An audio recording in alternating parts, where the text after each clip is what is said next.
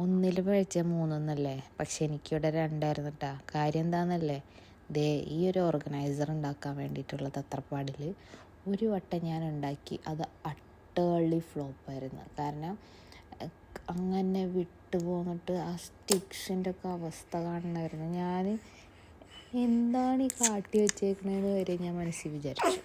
പിന്നെ ആ സ്റ്റിക്ക് ഞാൻ അങ്ങനെ എടുത്തു വെച്ചു. ഇനി ഉപകാരം ഉണ്ടാവില്ല എന്ന് വിചാരിച്ച് കുറേ കാലം ഞാൻ എടുത്തു വെച്ചിട്ട്.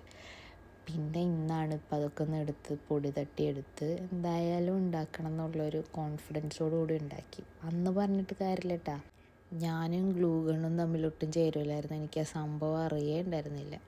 അങ്ങനെ ഇപ്പോഴാണ് ഗ്ലൂ ഗണ്ണൊക്കെ യൂസ് ചെയ്തപ്പോൾ ഇങ്ങനെ ചെയ്യാൻ പഠിച്ചത്. എന്തായാലും ഈ ഒരു ഓർഗനൈസർ ഉണ്ടാക്കാൻ എളുപ്പമുണ്ട്, എന്തായാലും ഉണ്ടാക്കി നോക്കിക്കോളൂ. ഒരു ബോഹോ തീമിന് വേണ്ടിയിട്ടായിരുന്നു ഞാൻ ആ മാക്രൺ ത്രെഡ് അവിടെ വെച്ചത്. പിന്നെ വെച്ചപ്പോൾ വേണ്ടായിരുന്നു എന്ന് തോന്നി, പിന്നെ എടുത്ത് കളയാനും മടിയായിട്ട് അവിടെ വെച്ചു. പിന്നെ കംപ്ലീറ്റ് ആക്കാനും മടി.